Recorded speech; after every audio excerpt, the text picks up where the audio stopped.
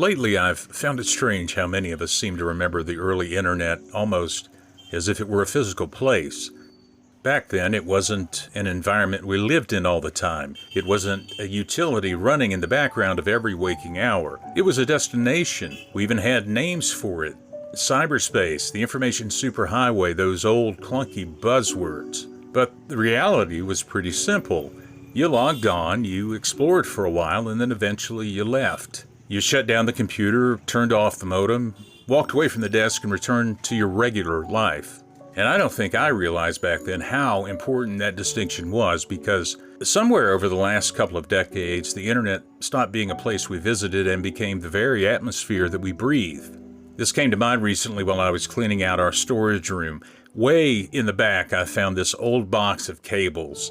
It was full of instruction manuals, burned CDs, computer parts, the collection that anybody who worked in IT or tinkered with computers in the late 90s would have lying around. And honestly, some of those cords haven't connected to a single piece of working hardware since the Clinton administration. But for some reason, I still can't bring myself to throw them away. And standing there looking at all that old plastic and copper, those fossils, I felt this strange wave of memory, not just nostalgia, something a little more complicated than that. I remember the sheer patience of it all, waiting for a single web page to load, watching that text and image paint from the top to the bottom of that heavy CRT monitor. I thought about the old message boards and forums populated by people who were deeply, authentically obsessed with highly specific topics. Some of mine were astronomy, Linux, history, gardening, amateur radio. Before that, there was Usenet and local bulletin board systems. These were digital spaces where people gathered simply because they cared about a particular subject.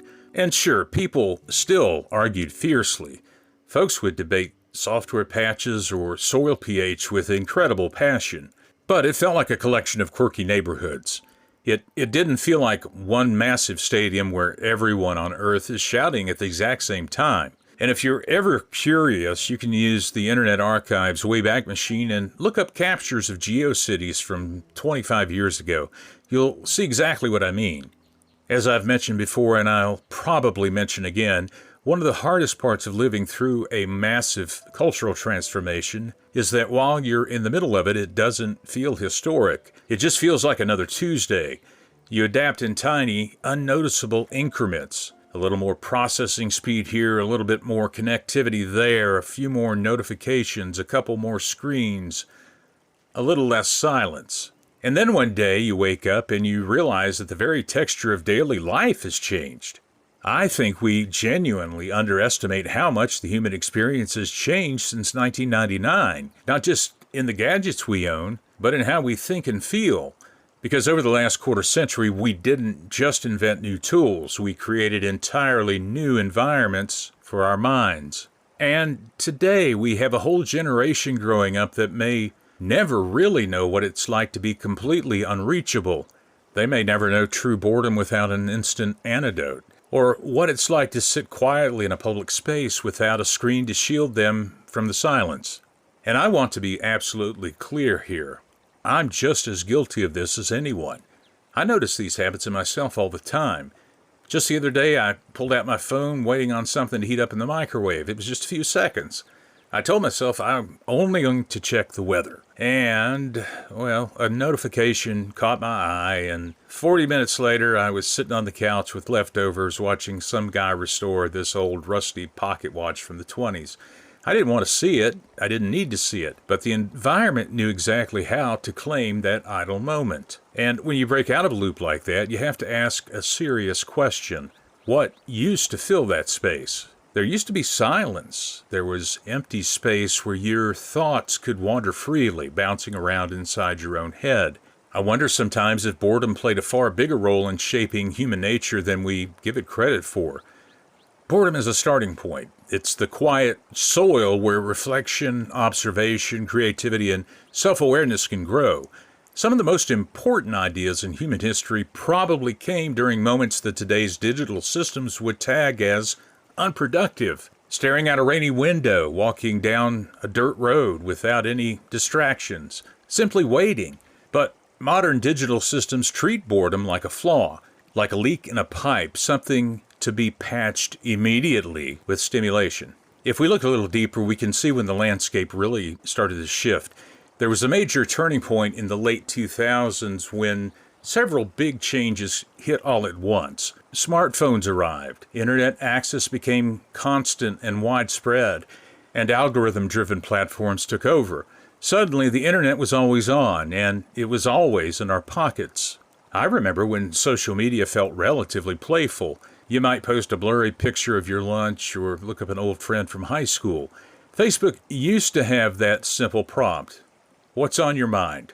And it became this little morning ritual to come up with some silly status update. But then the architecture changed. In 2006, an engineer named Asa Raskin introduced the idea of infinite scroll, designed specifically to remove the natural friction that used to slow us down online. Before that, you had to click next page, and that tiny action just naturally created a pause, a moment to check yourself. Infinite scroll removed the pause, and later Raskin compared it to a wine glass that automatically refills itself as you drink. A few years later, in 2009, the like button arrived, and social interaction became a quantifiable reward system.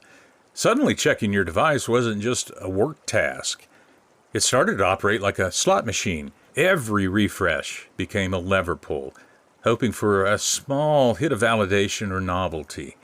And we had platforms like Foursquare, where people competed for points and badges and the pride of becoming the literal mayor of their local coffee shop. My wife and I used to laugh and ask each other if the other had remembered to check in yet.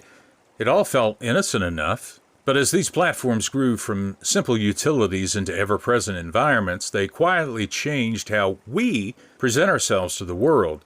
Sociologists have a term for this: context collapse. Think about how people naturally navigate the physical world. You have one kind of conversation with your neighbor over the back fence or in the yard. You have a different conversation with your employer at work. And you'd have a looser, more relaxed conversation with old friends around the dinner table. You shift how you communicate depending on the room you're in, because that's how empathy and boundaries and basic manners work. But digital platforms collapse all those distinct spaces into a single permanent public stage. Your family, your employer, your high school teacher, thousands of strangers, they're all sitting in the same room now, and you're expected to address all of them at once. And in an environment like that, the subtlety of normal conversation gets lost. You can't navigate the gray areas very easily.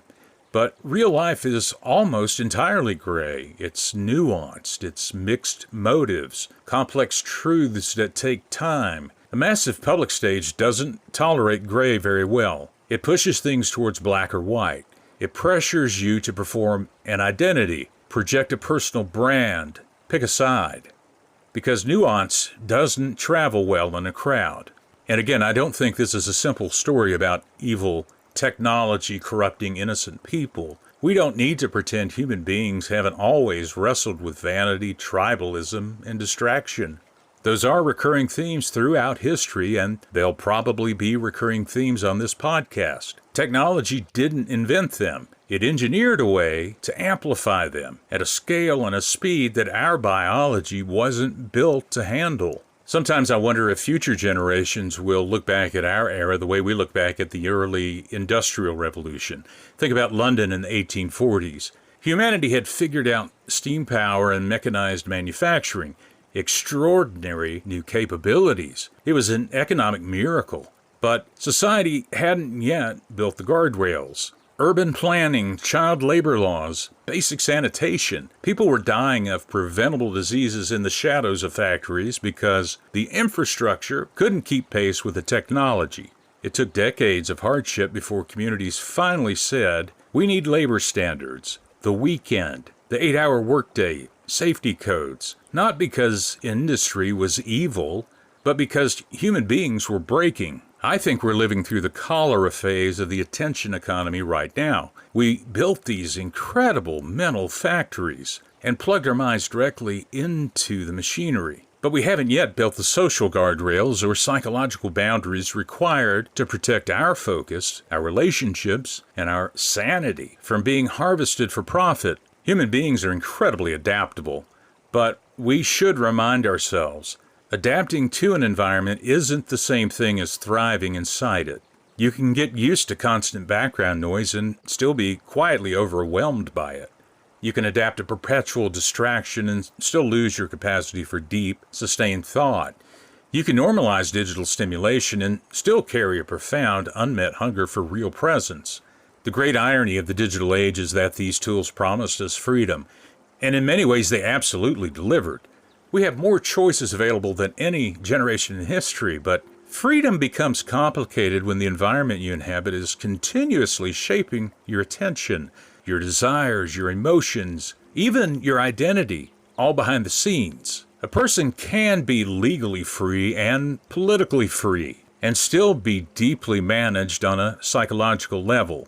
So we have to ask, what kind of human beings do these environments slowly train us to become? More reactive, more performative, more isolated? Or can we choose a different path? Because the moment you clearly notice the structure of the environment around you, you begin to reclaim autonomy. You start asking better questions the next time you instinctively reach for a screen. Why do I need stimulation right now? Why does this pocket of silence feel uncomfortable? What capacities of my mind are being strengthened by this tool, and what capacities are quietly fading? There aren't easy, immediate answers. We can't return to a pre-digital world, and honestly, that world had its own problems. It doesn't exist anymore. But we can become aware of the atmosphere we're living in. Small choices matter. Small acts of deliberate attention matter. Choosing to be fully present instead of distracted, even for 5 minutes, is meaningful. Not as performance, not as a moral badge, just as a choice to favor depth over speed, and to stay open to the actual life happening right in front of you. Before I close, I'd like to leave you with a simple practice again like last time. This week, try leaving your phone behind on purpose during a routine task. Don't make a big deal out of it. Don't treat it like a dramatic digital detox. Just walk out the door to run a quick errand, pick up a few groceries, go to the gas station, but leave it on the counter. And notice what happens inside your own mind. Notice how often your hand reaches for a phone that isn't there. But stay with that feeling and see what thoughts or observations or old memories surface when the background noise finally drops away, even if it's only for a little while. I'm your host, William Carty. Thank you for joining me. And if something in this episode connected with you or brought to mind an experience from your own life, please feel free to reach out, leave a comment. I'd be glad to hear from you.